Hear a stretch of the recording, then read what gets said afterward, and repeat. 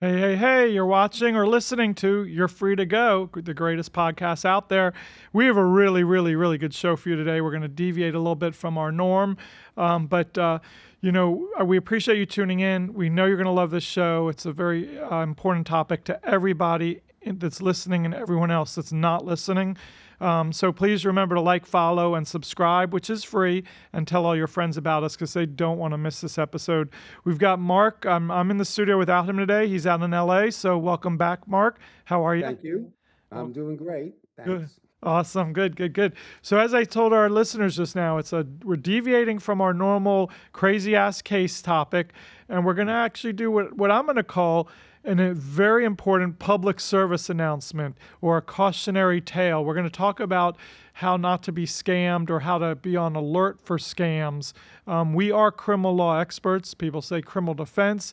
You and I say we're criminal law experts. We know the law in regard to criminal statutes and so forth. We've represented, And we've both been prosecutors, so we've been on both sides. right, which is very, very valuable when we're defending somebody and when and representing even a victim as an advocate in the system. You're right. That was a great way to start our career, both of us as prosecutors. So let's get right into it.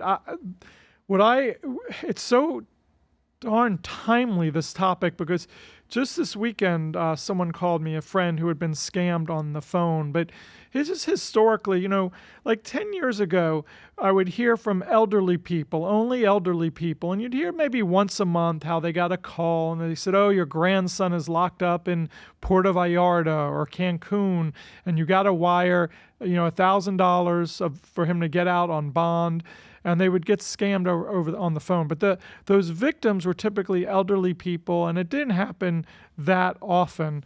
But in more recent years, it's becoming more and more common, and the callers or the perpetrators of these types of frauds are getting more and more and more sophisticated, more and more clever. They're tricking people left and right. And And so, these sophistications they've created websites. They can actually make things look real to even the most skeptical person. Um, they can create crypto websites and create all sorts of documents that at the end of the day, the average person, no matter how smart you are, would not necessarily know, and you could easily fall for it. yeah, they don't see it coming. It gets, they pull the wool over their eyes. They don't realize they're being scammed, and it's happening. I'm telling you, probably once a week now, I get a phone call from someone saying, "Hey, guy, how do I handle this? I just got scammed." The callers they disguise themselves, and it's a real problem. The call I got on Friday of last week was a very educated, sophisticated, high IQ woman, former stockbroker, licensed and retired now, but still, young, retired early because they did so well. And they had never heard of spoofing before, which I'm going to get to in a couple minutes, but they got a call. This person that got the call, my friend, was really busy. They were working on some things with some other people, and they had a lot of distractions. And the caller said they were from, I'm not going to use the bank, but it could have been like a Bank of America, Citigroup, Wells Fargo, Chase. It was one of those situations that my friend actually does bank at. The caller gave a ID number, they gave a case number, they gave et cetera, et cetera. They just kept giving all this information. They even used the name of a banker that my client or my friend actually is familiar with. So that made sense as well. And what they told them was that they said, we're calling about a fraud alert because it looks like someone tried to buy $1,920 worth of cell phones through your Zelle account. And so we need to confirm whether that was you or not. We're calling, for a fraud alert. And while my friend had a million things going on, they, at that moment, very intense. It's almost like the caller knew that they could catch them off guard. They just said, yeah, no problem. Yeah, no, that wasn't me. I didn't order these phones. So the guy said, okay, here's a code you need to put into Zelle. It was like a 10-digit code. It was like 0059870. And when you put that in Zelle, it will cancel out that $1,920 charge for those phones, and everything is going to be okay. And my friend was like, sounds legit. They put in this long code, and it should have been a red flag. It just seemed weird, but and what turned out is that the last four digits of that code they gave them, 005987, the last four digits were 1,920. And that's the number that the person was saying was stolen or was being trying to be used for these cell phones. My friend didn't pick up on that coincidence. And sure enough, at that same moment, my friend Zelled $1,920 to this fraudster. And like I said, Mark, you said they can fool the smartest people. Look, if these scams weren't working, these fraudsters wouldn't keep doing them. If they dialed 1,000 people, no one fell for it, they wouldn't keep doing it. But they're getting really great returns on these fraudulent, I know, and it's interesting you say that because today on my cell phone I get urgent warning: your Apple ID has been compromised.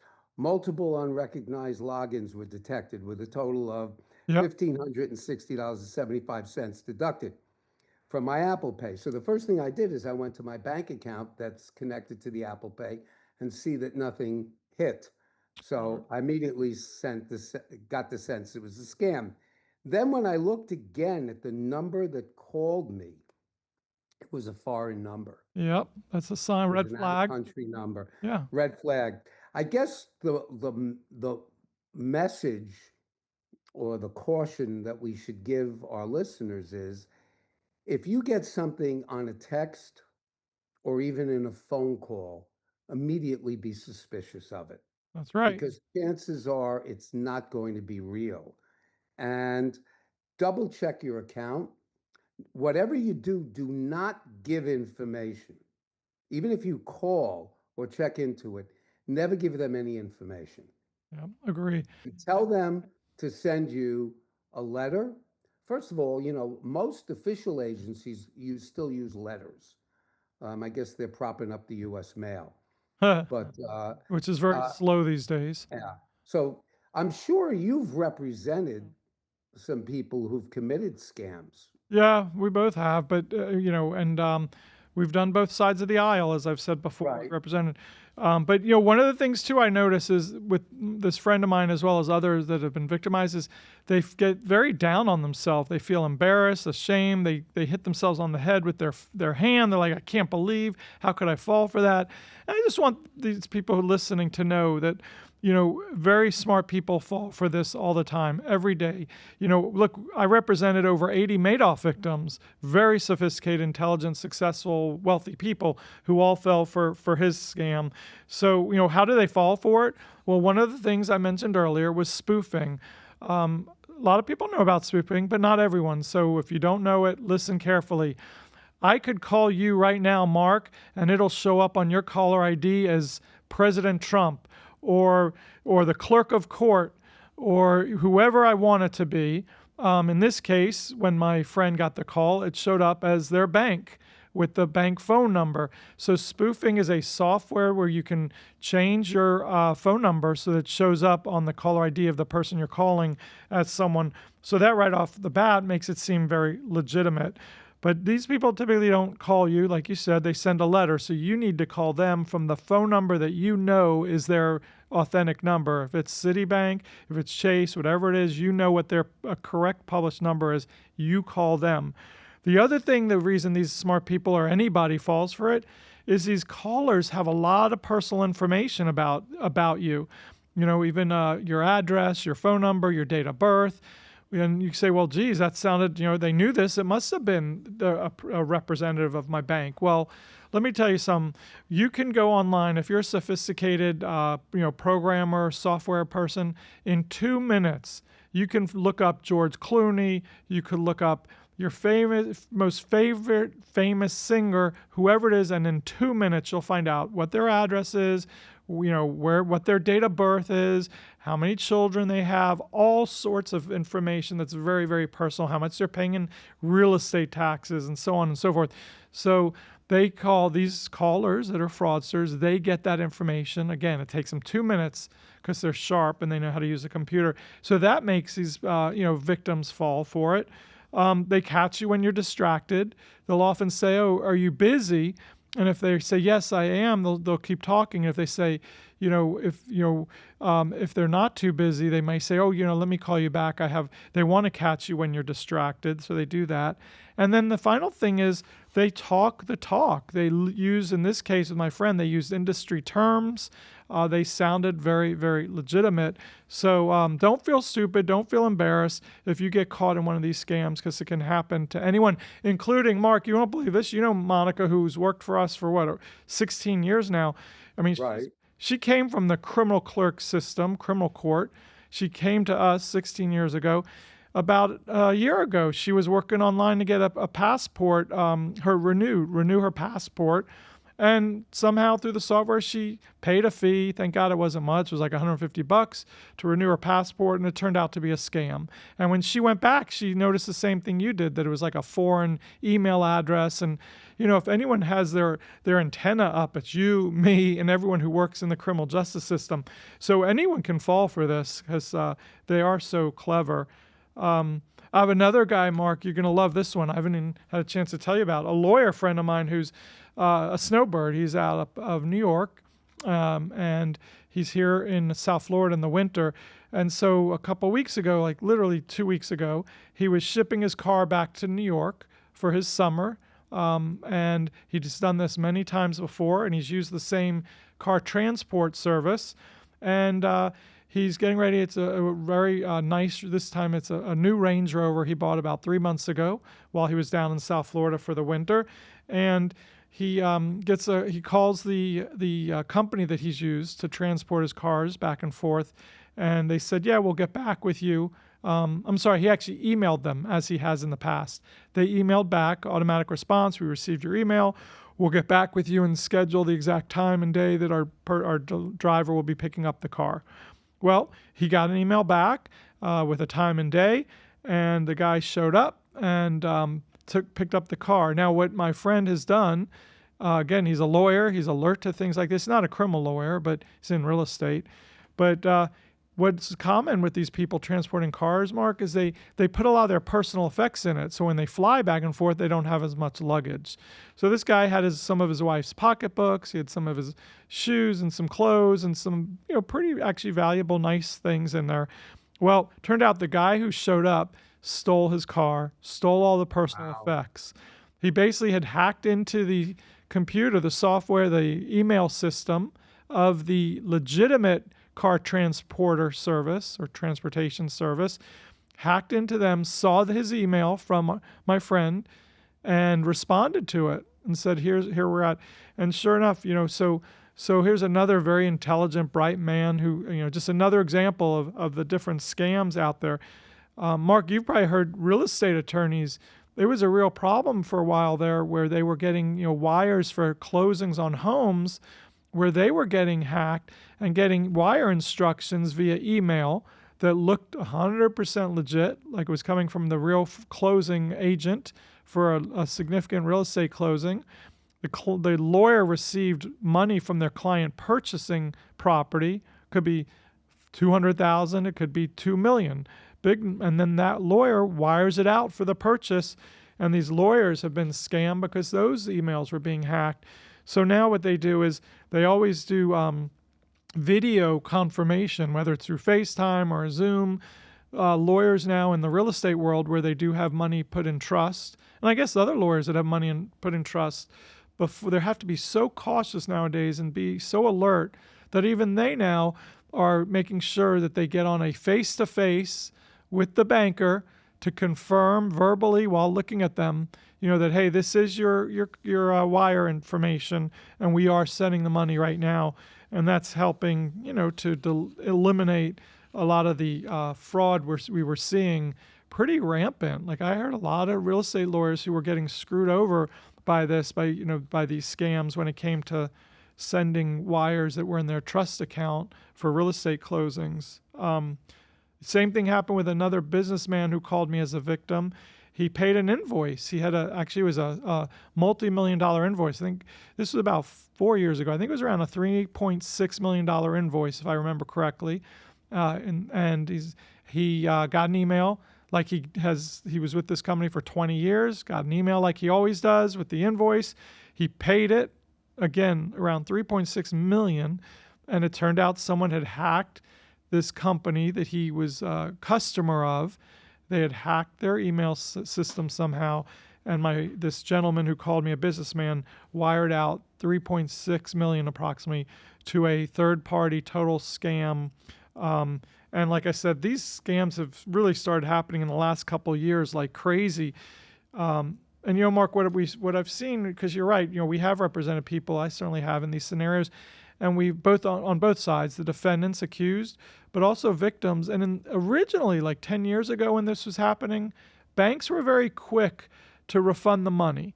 They were okay. They were like, look, we're so sorry. We're going to refund the money. But it started happening so frequently that banks are now in a very different position, and they're not so quick to refund the money at all. They're really investigating these cases and trying to figure out, well, should we refund the money or not? In many cases, they're not refunding the money because there's so many people getting scammed every day out of millions and millions, if not hundreds of millions of dollars, that the banks would be putting themselves out of business if they refunded someone every time they got scammed.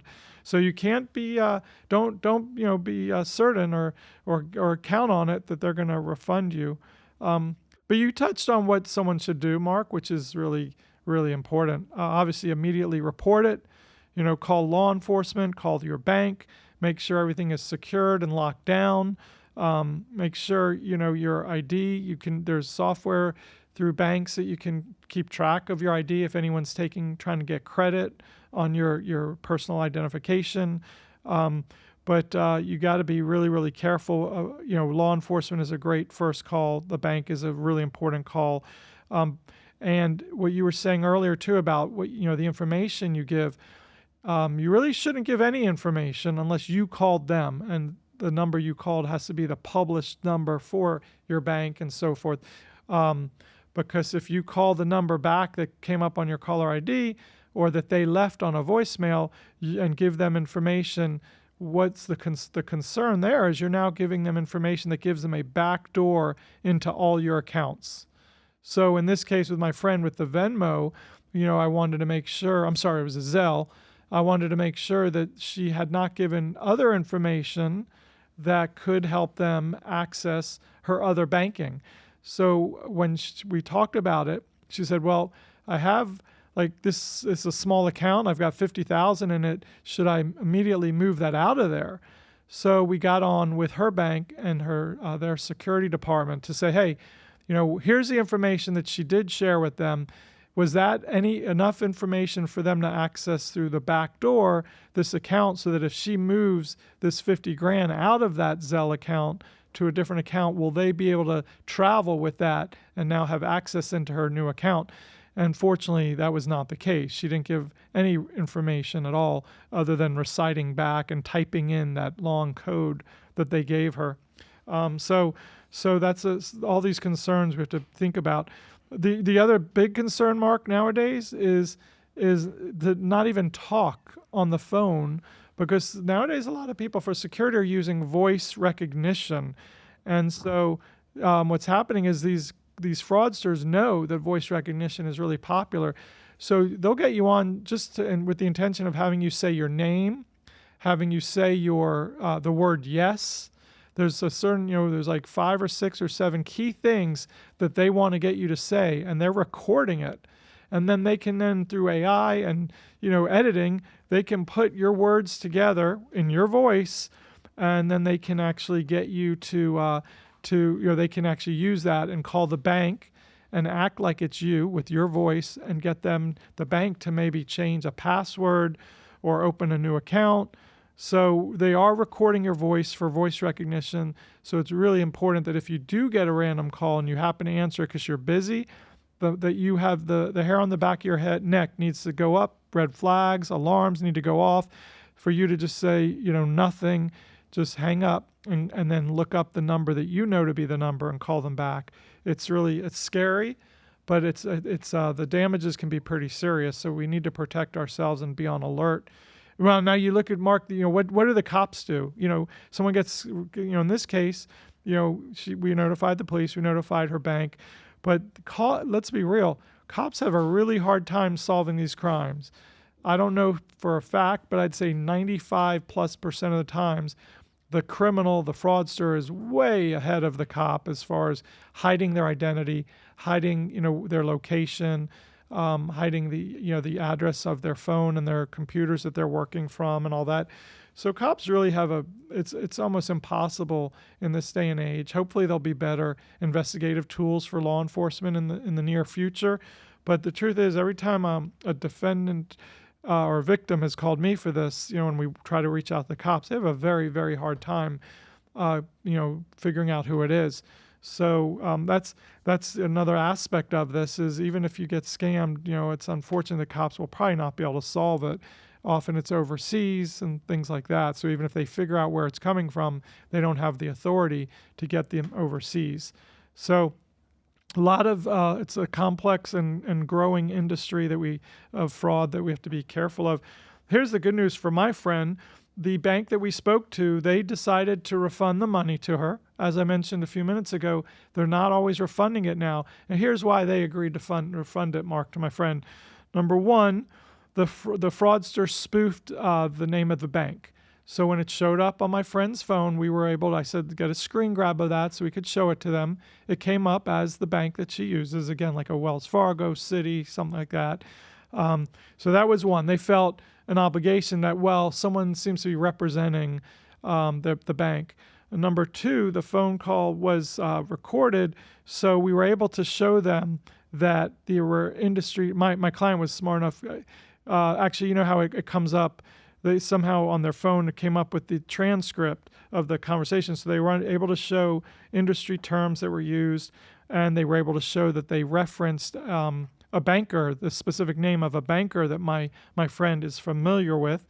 So that helped a lot. And they had a claim number, which sounded like a real claim number that comes out of this bank.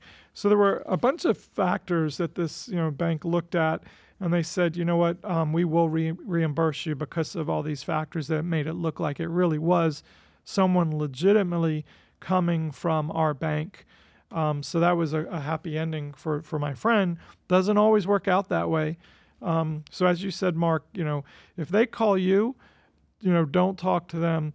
You need to either even if it's an email, don't talk to them. Don't pay anyone through an email. You have to verify everything before you send any money. So what started as a scam of just saying your grandson's been kidnapped or your grandson is in jail, we need $1,000, has really, and that was just dialing for dollars by these fraudsters of elderly people who they knew were vulnerable. Now they're going after everybody with much more sophisticated crimes. So we got to be careful, really careful. One of the things I heard this morning, which is kind of interesting, it's a little different, but it's also about, the tricks that criminals use. On the radio, I heard them talking about Lori Grenier from Shark Tank. And they were saying that she just posted online something about human trafficking, which is obviously a serious victim crime, where someone will grab an individual, usually someone who's vulnerable, and they grab them off the streets, they kidnap them, and they put them into human trafficking, which is a horrific thought and just devastating for the individual and their family. And what she posted was Lori Grenier posted several red flags or things to be concerned or aware of that could be a indication of human trafficking or that you're being targeted as a victim of human trafficking. I had never heard this, Mark, so I'll share with you and our audience. One of the things is a chalk mark on your car. Apparently, the people that are grabbing and kidnapping people for human trafficking purposes are keeping their eyes out. And if they see someone who looks vulnerable, maybe because they're alone, maybe because they're not strong and tall and, or physically like, someone that looks like they could really fight back or something, but they look vulnerable, they put a little mark on that person's car so that some other person within the human trafficking team that they're working with will now keep their eye on that car. When that person comes back, they grab them. Sounds a little far-fetched, but it looked like, there's some legitimacy to that. She also said they'll often put paperwork on your windshield that looks like maybe you got a speeding ticket, a parking ticket, something like that, or a note that someone left for you, and that note can be laced with some type of drug that will actually be a sedative, and relax you to the point that if someone then grabs you, you can't resist because you're sedated. That is, so they're saying, look, if you see some paperwork on your car, don't be so quick to touch it, or grab it. Don't look, be careful. They actually went as far as to say, go straight to a police department, let them grab it with gloves, and maybe they can get fingerprints or something like that off of it. Another tip she said that you need to watch out for is these kidnappers are putting a zip tie on the doorknob of your car. And the reason for that, again, these guys are getting so clever, and they pull the wool over, these, victim naive people's eyes all the time. The reason to put the zip tie there is because as you get to your car, you're like, shoot, I don't know what the zip tie is doing here. And you now have to kind of pause and think, how am I going to get this off? Do I have any scissors in my pocketbook or in my like a pocket knife, or do I have some keys in my pocket that may be able to cut it? And while you're hesitating getting in your car and you're pausing for a couple minutes to figure this out, that's when they can grab you. So these are just a few things that, ironically, Lori Grenier posted, and it was being talked about today on the news. And I thought, well, this is a good big topic for us, so I would throw that in there as well. Mark, I know you had an idea of some of these kind of scammers as well. So I don't know if you want to kind of share those with the audience, what you're thinking about in the world of being scammed and hopefully not being scammed. Well, absolutely. First of all, I have been like you contacted by victims, and I've also represented scammers. Um, what seems to be in vogue a lot these days, in addition to the things you mentioned, are romance scams. I mean, lonely people, people who go on dating websites, sometimes get taken advantage. I represented a romance scammer last year, particularly reprehensible individual. It really kind of challenged my notion of, everybody needs a defense, everybody deserves a defense, and we criminal lawyers, we represent sometimes the worst of people. But this one I really kind of had no appetite for. But nevertheless, I did my best for the guy and got him a solution. But I doubt very much I'd represent someone like him again. Yeah. He would prey upon these dating websites.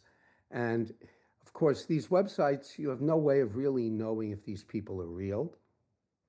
You see photographs. Well, anybody can put on a photograph, and their verification processes are really an illusion. They don't really verify anything. They can't, a lot of them. And so what happens is he posted pictures of some younger guy, very buff, very good looking, and what he would do is he would select women who were not particularly attractive, assuming that they would be the most desperate ones. And he would start up a very, very romantic messaging relationship with them until he got to the point where he very artfully requested some money being sent to him. And by that point, he had developed a relationship where, he would send little hearts at the end of the message or say love or love you or my love or things like that. And these women, unfortunately, fell for it because they were lonely and they were seeking a relationship. And you know what, Mark? There's actually a famous one, the Tindler Swindler, that was turned into a movie that sounds just Right, like this. Yeah, right. it's just so sad, especially if you have anyone that knows single women or even men. It can happen. The single men can be What victims happens too. to men, the way it happens to men more often is they go on these dating websites and they pick women who then begin having them message and they never get anywhere. And what they wind up doing is spending more and more money buying more credits. And they try to arrange to go off site by asking the women for phone numbers, or some of these sites actually block the display of phone numbers. Right. Some of these sites, actually, I heard from one person where he suspected, and I don't know if this is a fact or not, that some women are encouraged or either compensated for keeping men on and just keep going, messaging, buying more credits, sending photographs, which cost more money, sending emails, which cost more money. So you have Yeah, to be very careful on these yeah. dating websites. I'm not saying they're all scams. Sure. I'm just saying you have to be very, very careful. Now, another Wait, aspect of did I interrupt you 'cause you were talking about your client? Was that kind of all you wanted to say, or was there more to that? I started talking about. well, what happened is he got reported to the FBI Okay. because he got greedy, did it to too many people. Yeah. Somebody got suspicious. Um, and Yeah. ultimately, the FBI began an investigation and they subpoenaed his bank records. Yeah. And they saw all this money coming in from all these different people, and they contacted these people, and the story was almost similar. Um, It's interesting though, ultimately, from as us as lawyers, and maybe our listeners are interesting. Is like, well, where's the crime? You know, if you talk with someone and you are being romantic with them and saying, you know, you want to spend your future with them and this and that, and hey, by the way, I could use some money for something, and they send you the money, is that a crime? well, it's interesting because that was the first question I asked myself, Right. you know, in seeking to defend him. But when it became apparent that he was portraying himself as being solely interested or exclusively interested in this one particular woman. And it turns out that 12 other women were getting the same messaging or similar messaging and the similar uh, professings of love and desire to be with them forever and getting money from them. Then it became obviously apparent that he was defrauding them Right. because it would be physically impossible Right. for him to have all these relationships. Even bigamy would be beyond that, or beyond bigamy.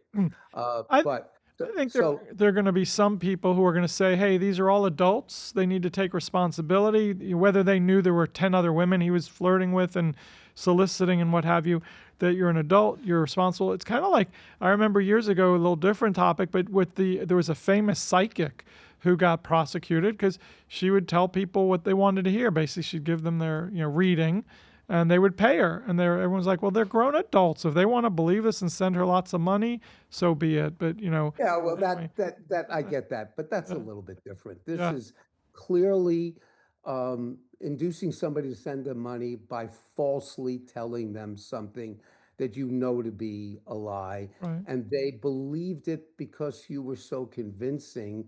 It's true. People, when they go to see psychics, it could be easily argued, well, whether they believe it or not, it makes them feel better.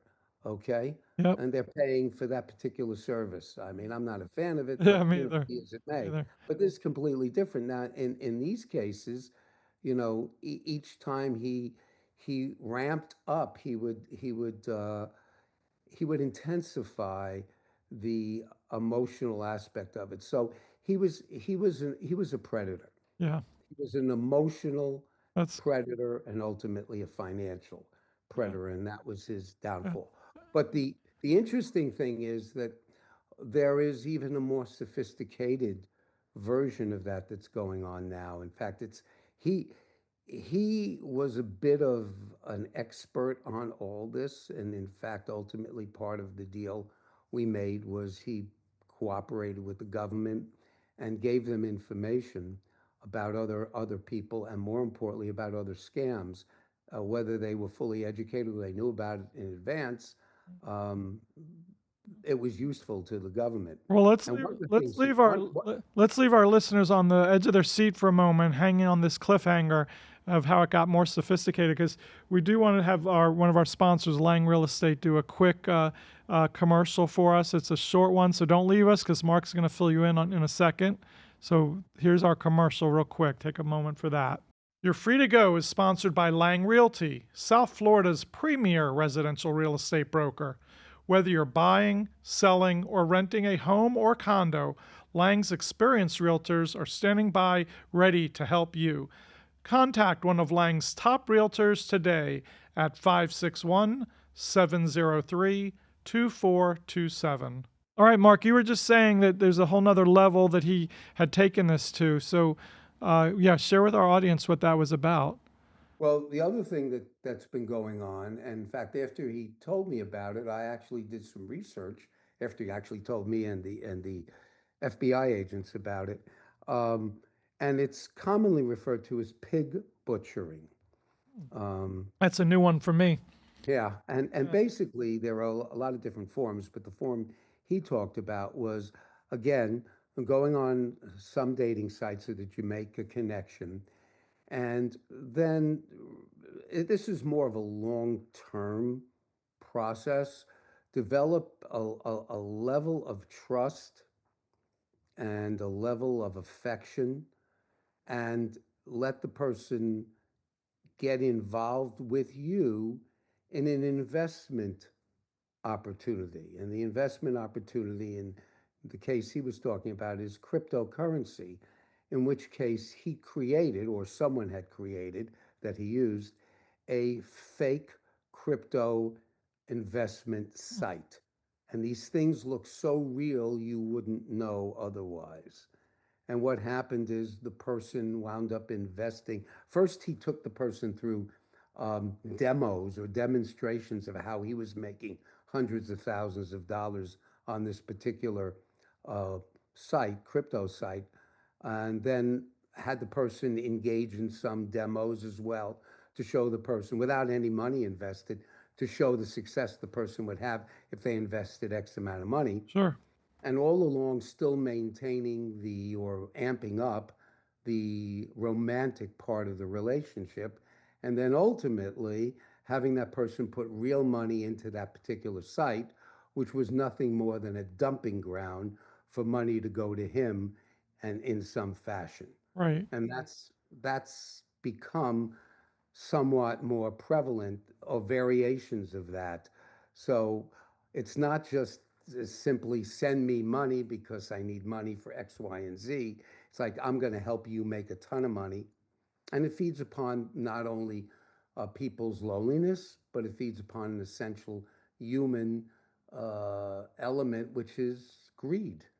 And people want to make money, and now they see an opportunity. They trust the person. They feel they're falling in love with the person, Right. and boom, they get taken. Oh, yep. Really, really it's upsetting for these people. Um, I've also seen it happen though, and I hate to say this. It's a bad representation of men. Not all men, of course, but I probably get 3 to 4 calls a year from married men telling me that they started having an affair with someone that they met online, and that they've been sending them money.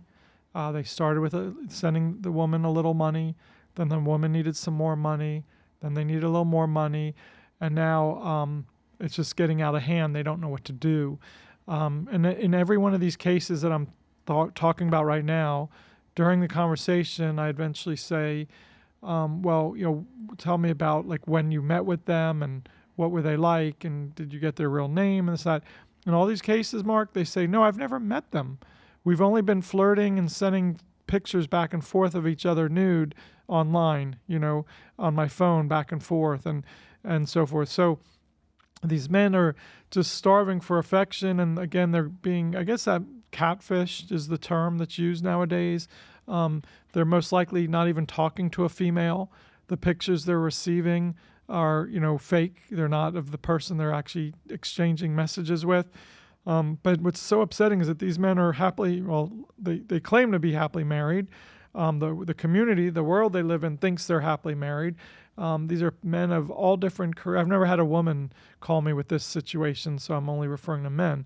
But the ones that have called me over the years, they have good jobs, good careers, they're respected, they have children, and yet they start all, they're involved in this long, romantic, verbal or communicative, communication via email and text messaging. We're talking like hundreds and hundreds of text messages, dozens of a day, even going over months and months. And then they'll tell me, two things happen. One, they don't know what to do. The person keeps asking for money, and they just can't give them any more money. They've got to stop. They're afraid their spouse will see it. Or the other thing that they've said to me is, I told them I can't give them any more money, and now they're blackmailing me. They're saying that they're going to go to, with the pictures I've sent them of my private parts, they're going to expose me. I need to keep paying them. They also, and this goes back to earlier in our conversation about how easy it is for these fraudsters to get information online. And part of it was probably from the communication, but these callers will also tell me, well, they know what school my kids go to. They know what gym my wife works out at. They know what car my wife, drives.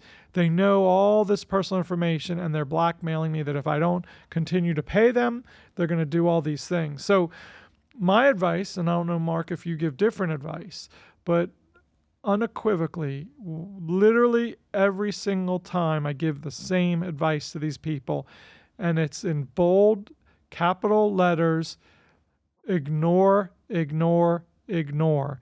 I tell them to discontinue all communication, block everything from this person, whatever you have to do, discontinue and ignore, ignore, ignore. Now, what's to my disbelief, a good percentage of the times they don't do it. They don't ignore. They call me back a couple weeks later and say they're still blackmailing me. I said, did you ignore them? No, I didn't ignore them. So I remind them, ignore, ignore, ignore. A couple months later, they'll call again. I'll say, did you follow my advice? No. Finally, they'll eventually follow my advice. What happens when you follow my advice, ignore, ignore, ignore, is that about 3 weeks, 4 weeks later, somehow the caller will reach out to them through a different phone number, a blocked number, a disguised number, maybe a spoofed number, as I said earlier, and they will try to re-engage communication with these clients of mine, these married men who have, gone off on their own and tried to create a relationship that they never even meet the person. And then I tell them, and this is a pattern I've seen, it could be 3 or 4 weeks after ignoring them, they get through somehow. And I tell them again, ignore, ignore, ignore. Usually about 2 months later, the perpetrator gets through with a phone call or an email or a text somehow from a different type of number. Tell them, ignore, ignore, ignore. Then it's about 5, 6 months later, they call me again. Oh, they're reaching out again, trying to blackmail me. Ignore, ignore, ignore. So, and when every one of them ultimately have followed my advice, all these clients of mine, and what I've have found is what I just kind of laid out. At first, a couple of weeks will go by, they'll try to get back to you. Then maybe 2, if you hold your ground, if you ignore them and you don't fall into their game, they'll call you about 2 months later to try to get you, because they figure if you open the door once to all this, they've got a good chance that you'll open the door again. After 2 months, you ignore them. About 4, 5, 6 months later, they're going to try one more time, and then maybe one final time after that. And eventually they do go away. But I'm telling you, 100% of the time, that is what's reported back to me by these clients that have called me over the years. And like I said, I get several of these a year. And it's really sad for me when a married man who says they're happily married, but I guess they're just looking for more love, or somehow they get pulled into this and it becomes somewhat like an addiction for them, and they wind up sending money that's just being scammed from them. But at the end of the day, the ignore, ignore, ignore advice is the best advice. And in none of those cases have the threats of, I'm going to go public with the pictures you've shown me, or I'm going to call your wife. None of those threats have ever come to fruition. Now, I don't have a crystal ball. Mark and I are really good at what we do, and we get great results because we do predict a lot of these things. But this is one thing that, I don't want anyone out there listening who may have a situation like this going on, thinking that, if they ignore, that it's guaranteed that that'll end there, and that they won't follow through with their threats or their, the extortion that they're using against them. Because it could happen, it may happen, but from all of my experience, and we're talking about a number of cases where clients have followed my advice, never once has the perpetrator followed through with their threats of going public and embarrassing them and so forth. So hopefully, if anyone else has that situation, they hear this episode and they ignore, ignore, ignore, and over time, that perpetrator will go away. I think that's good advice. The advice that I would give on top of that is, if you're going to, whether you're single, whatever, and this applies to men and women, if you're going to uh, meet someone on a dating website, before you get involved in anything that is highly confidential, provide them any confidential information, especially financial information, or send any money, you make sure that you actually meet them in person. At a minimum, talk to them over the phone so you know you're dealing with a real person. You know you're dealing with the person who portrays themselves in the photographs, and you're able to assess. Because the problem is, with all of this technology, we have now generations growing up who are involved in having communication and relationships that are not involved in person to person, personal, face to face contact. True. And not only do we have the atrophy of, of communication skills, you have all of these situations that we've been talking about today where people can be easily scammed. So I think the first advice is meet the person, uh, Mm, get to spend time with the person in person, face to face, and then make your assessments what you want to do. right. I agree, and it's we are not trained psychiatrists or psychologists. We've had a lot of training in that area because of what we do for a living. But there's a real psychology, around this whole topic of why someone, a victim, or someone who put themselves in the position to be exploited like this. You think about women who fall in love with men who are in prison. I haven't really heard it the other way around, but it probably works the other way around too. But you'll see it on a Dateline in 2020 and so forth. These prisoners who are in there for convictions of murder, sentenced to life and so forth, that they wind up getting married to someone that they met, a mail order that they started becoming a pen pal with, and it's not just television and movies, by the way, our listeners, you need to understand this really happens in real life where people do fall in love with someone who's in prison. They've never met them, and all they do is have this correspondence back and forth with them, these prison romances. Yeah, it's interesting though. I know of a number of those cases. We've seen them on the news. What I don't know is, have there ever been situations where men fall in love with women who are in prison? Right. I'm sure it happens, but it seems so infrequent. I've never heard of one. Have you? I have not. But there was a interesting thing when I was a prosecutor. We used to address this issue that when um, a, a male teacher, a school teacher, had an affair with a female student underage, that they were always prosecuted no matter what. But there were cases where a female school teacher was having a relationship with a boy underage, and those cases weren't being prosecuted. Well, No, now they are. I now mean, they there are. are I'm going back to the tons of 90s. them. Right. Yeah. But back then, Mark, you probably remember in the early 90s and before that, I was a prosecutor in 92, 96. We used to talk about that, that the female teachers weren't being prosecuted. I would say it was late 90s where they started saying, okay, we're not going to discriminate. Whether you're a male, female teacher with a child, with a student who's a minor, you're going to be prosecuted. But there's also the psychology of these young kids, unfortunately, who get tricked into what's it when they send pictures of themselves nude, sexting, I guess it's called, and they would think that maybe some bullies in their class are posing as one of the girls in the class, and they reach out to a boy, or it happens the other way very often with a girl, where these boys reach out to the girl and they think they pose as someone else, and they wind up sending pictures, and the next thing you know, that nude picture gets circulated all over the school somehow, and it's very sad that children have committed suicide over this and severe Well, depression. I have, that reminds me of one of the most outrageous stories, most outrageous cases I've handled. I've kind of put it out of my mind. It's a little blue for even this site, but I guess we can get into it. But I'm going to save it Okay. till our next Yeah. or future sessions. Yeah. But it involves a warning about pornographic pictures. All right. Please save it because we are kind of wrapping this session up. Okay. but put a pin in it, like we like to I say. am. Don't forget, write it down so we don't forget it. And I think this was a very, very important. We threw a couple examples of cases in here, but this wasn't our crazy ass case episode. Our next one will be, but it's certainly a really, really important episode. So I hope it gets a lot of listeners and a cautionary tale for people. We don't want people running scared in their life, but just be on alert. Don't make sure, try not to become vulnerable and a victim of these types of crimes. Do the best you can to validate and verify things before turning over money to anybody.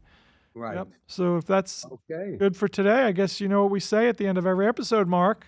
Until the next time, You're you're free to go.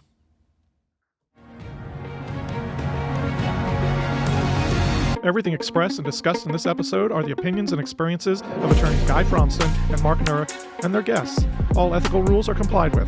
Attorney-client privilege and confidential information is not shared or released during these episodes, and names, dates, locations, and other identifying information may be changed to protect confidentiality. Topics are embellished, and none of the statements made constitute legal advice and should not be considered or relied on as such.